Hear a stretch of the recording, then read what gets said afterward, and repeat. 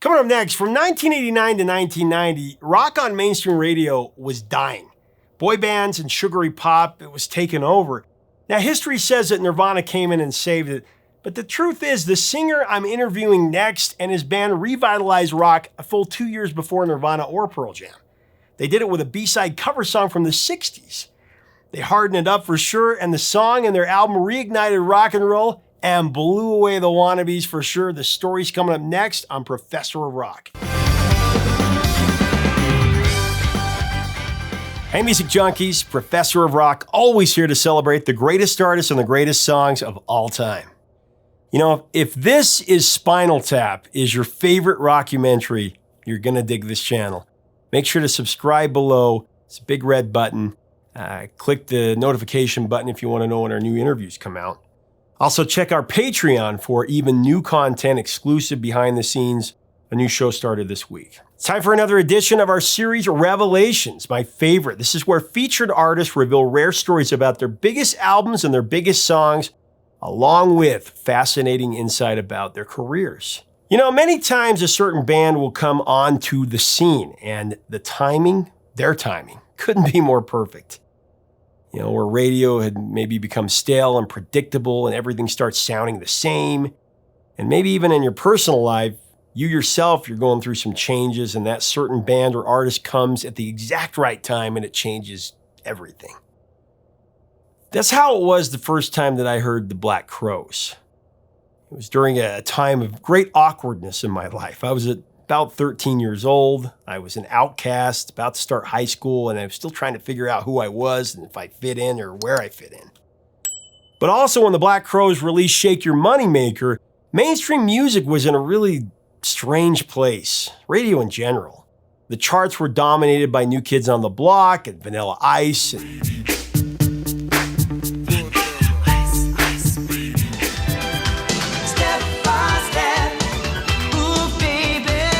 Milli Vanilli hadn't even been outed yet. They were still doing big business, even winning a Grammy Award, even though they were essentially professional lip syncers.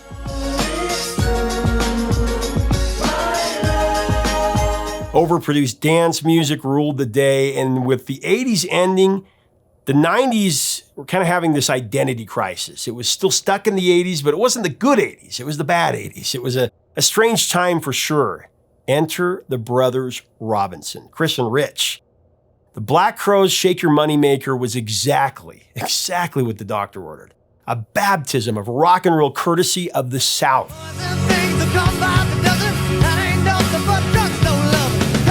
Chris Robinson's voice, it just cut through the doldrums. And Rich Robinson's guitar brought back the feeling, that feeling of rock and soul. And this album re-energized music and radio. A full year and a half before Nirvana was even thought of, mind you.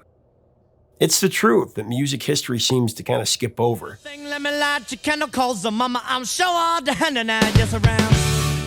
album, and especially the first single, are just bona fide soul galvanizing and energy enriching. A rock album filled to the brim with rocket fuel that revived rock and continued to preach its promise in a real and transformational way. It was something we could frankly use right now.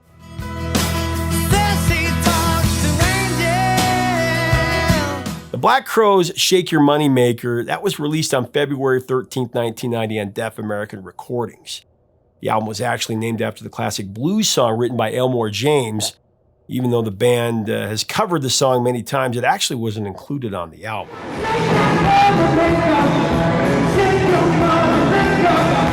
Brothers Chris and Rich Robinson had formed Mr. Crow's Garden. That was in 1984. After playing tons of shows, they were discovered in 1988 when George Draculius, they saw the band at a gig they did in New York City. And he signed them to the label, and it was then that they changed their name to the Black Crowes.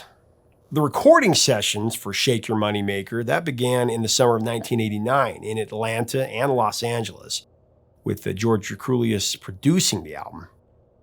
Jealous Again was released as the debut single. It reached number 75 on the Billboard Hot 100, and it went to number 5 on the mainstream rock charts. It made a little bit of damage there.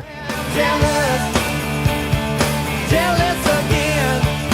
But it created the friction that was needed for their breakthrough single. The Otis Redding remake, Hard to Handle, which most even to this day don't realize that it is a cover song. It was originally a B-side to Otis Redding's single Amen. That came out shortly after his tragic death, 1967. Mama, I'm sure hard to hell now, yes around. Two versions of the Black Crowes song exist, the original album version and the hit single remixed with an overdubbed brass section. I like the album version.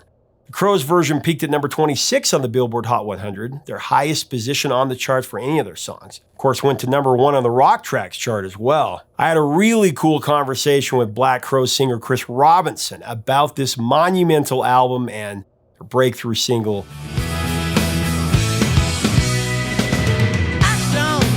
Listen, truth be told, this album is just a classic, featuring songwriting that is real, and it's just as alive as it was back when it was first released. It's timeless. I've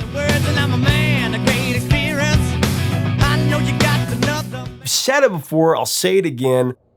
The Black Crowes are simply the great rock and roll revival. Americana, honky-tonk, rock, and soul revival that gives medicine to the soul and makes you just ache with joy. That's what rock and roll's supposed to do. But I can love you better than him.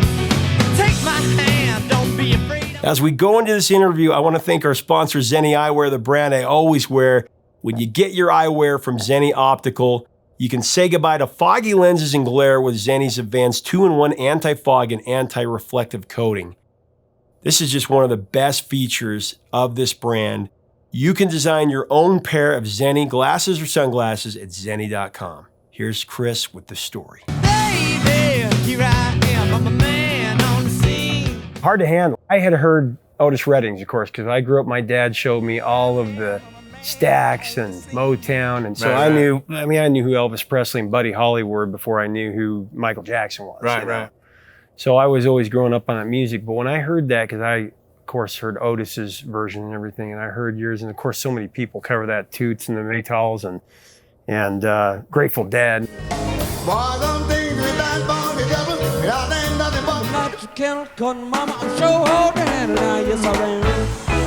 There was something about hearing that song for me at the age I was at and all the stuff that was coming out of radio. It punched me in the face. It was like, this is what rock and roll can be. Well, I mean, the reality is, I guess, the music business since, I mean, there's an argument to be made in terms of when the real corporate mindset was the takeover. Yeah. But, I mean, the hair metal and stuff, all that, it's just boy bands, but with chlamydia, really. You know what I mean? So, That's like, it's awesome. one thing to be sleazy and rock and roll and stuff, and I get all that too, the Rolling Stones, and I love the New York Dolls and Johnny Thunders, and I love the MC5 and the Stooges and all that stuff. Yeah.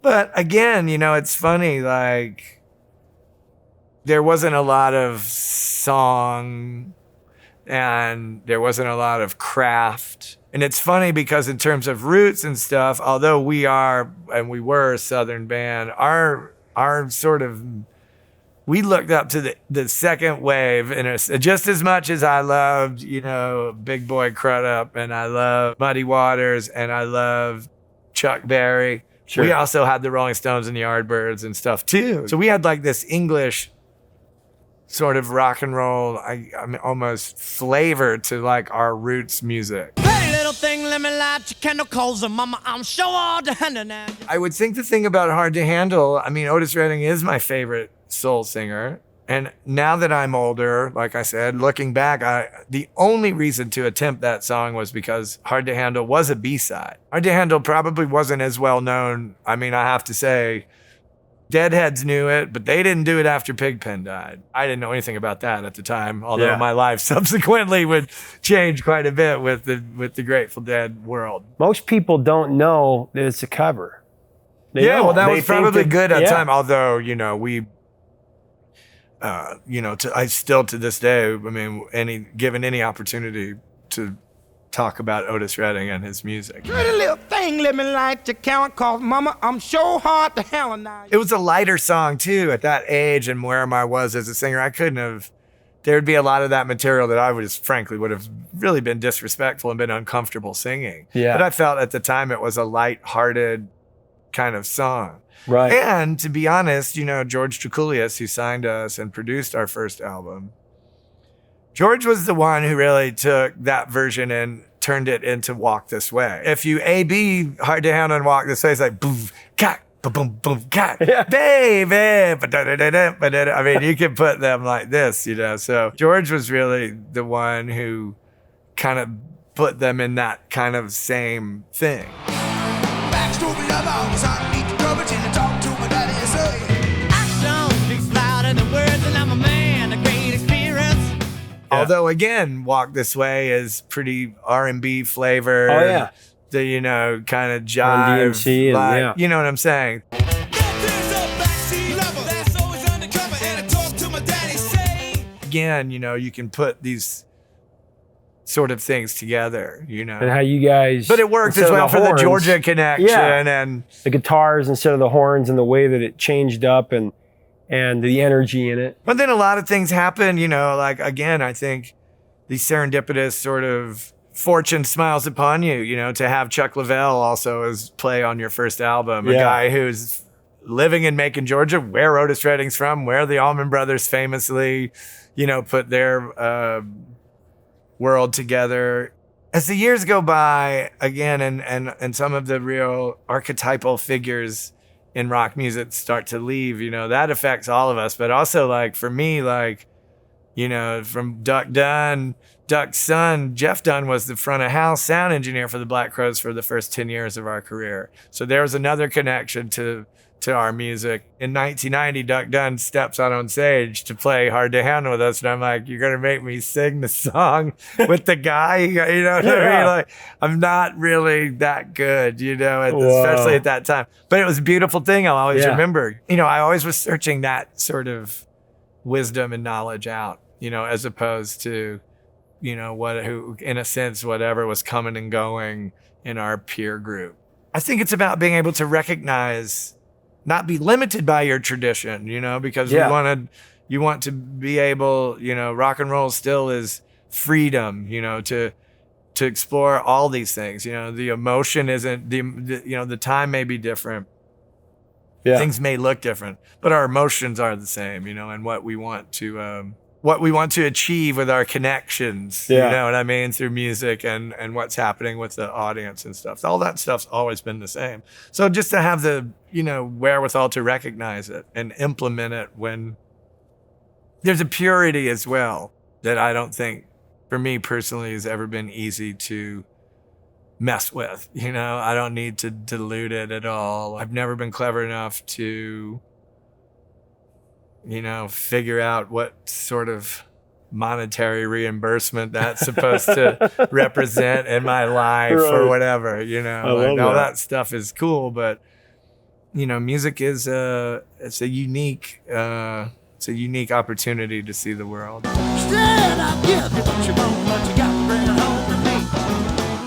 Most people can sense, though, when they hear a song or a piece of music, the sincerity, if there's sincerity there, if it's been written for reasons of money or fame, or if this person had to put this down because it's the reason that blood runs through their veins. Right. You know? And that's always what your music has been like. It feels like a revival of all of this music coming together. Well, I hope what you're mentioning is the authenticity. Absolutely. You know, like I said, I mean, I made my life very difficult for everyone around me because of my belief system. I'll take that on the chin, you know, like it's not easy being with someone who needs a deep connection on everything. Yeah. It's exhausting. I'm sure the Black Crowes, my brother, all those people, I get it, you know? Yeah. But it would be nice to also, for there to be an understanding that part of the connections I think the audience made with that band was a real connection with whatever I was going through. And I put it all out there. Number one, because I felt I'm always writing songs and doing things if someone my age, man or woman, you know what I'm saying? So, well, this guy's got, you know, love hurts, you know, loss and pain, all that stuff. None of us are immune to life, no matter what our careers are, no matter what our aspirations are or lack thereof. You know, life is still coming and life. So, but for me, you know, again, one of the only real ways to stay buoyant during, like, you know, the the end of my cruel adolescence was to have this muse, to have this music, you know? Yeah. Nothing could be completely bleak if you had rhythm and some sort of harmonic resonance, you know? That's hopefully why the songs stay in people's consciousness. It's all about connection, man. You know? It's always about, you know, not being alone, you know, like being Mr. Crow's Garden started because there was one other dude in my school who like even knew who the Buffalo Springfield were. Wow. You know what I mean? At that time in 1983 or whatever. Or 82. Hey, what's that sound? Everybody look what's going down. Or who the Replacements were.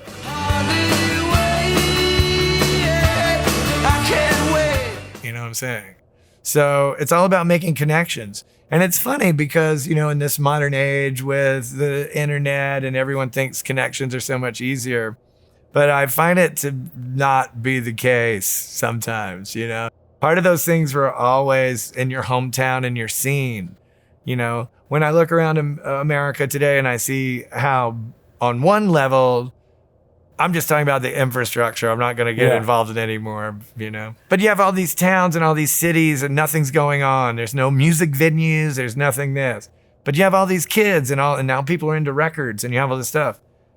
If I lived in a, you know, like Atlanta in the 80s, the one cool thing about it was if there was nothing happening, you made something happen. Yeah. My friends will bring records and play records. Well, my friend has a band and we're into this, and my friend has a band. Well, someone will get something together and we'll play these parties. Then you play parties and there's a few hundred kids there after a while. Then you can go play in clubs and then those kids are a little older and they come to club. You have to make stuff, you know, your energy. If you think no one else is into what you're into wherever you live, that's not true. There's weirdos out there, man. And it's funny because as we now, you know, we live in a time of great importance of status and you're only important if everyone knows who you are. Social media. Well, yeah, but that's also, you know, like our band, the Brotherhood, is based on this on a different idea. The music business would have you believe that everything is Coors Light, and that's just not the case. You know what I mean? Oh yeah. That's fine. There's music tourists. They can go see Billy Joel. They can go see Dave Matthews. You know what I mean? Like those are like those kind of big events for people. And then there's all this other stuff. You know what I mean? There's, you know, the craft beer movement was really important to me. I don't even drink beer anymore, but to see that people will line up to buy a beer that's more expensive and they'll only be able to get 2 bottles. Whereas other people are trying their hardest to sell them as many as they can for the least price or whatever. These people are saying, this beer is more expensive and you can only have this. And there's people lined up saying, that's what I want. But that's all of us, or some of us. Some of us, it's not acceptable to play whatever someone on a radio station says because some guy gave him some, you know, a new iPhone and took him to dinner at Nobu. Like, and now I got to listen to this music. You know, so some of us are existing in this other plane. And it's always been that way. Yeah. And there's young people and middle-aged people and middle-aged people like me. What am I? I don't know. I'm 50. What does that make me? Used to be middle-aged, thinking about, I don't know. But you know what I'm saying? So this is always happening. It's just, you know, we live in a time where there's not a lot of it represented in, like, you know, unless occasionally someone wanders onto some freak like me talking about it. Chris Robinson's just insanely cool.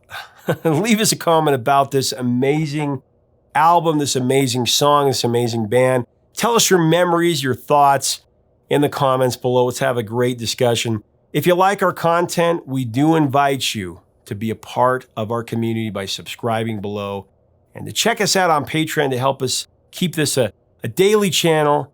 And also our merch. All of this is here just to keep the music alive. Until next time, 3 chords and the truth, my friends. Talk to you soon.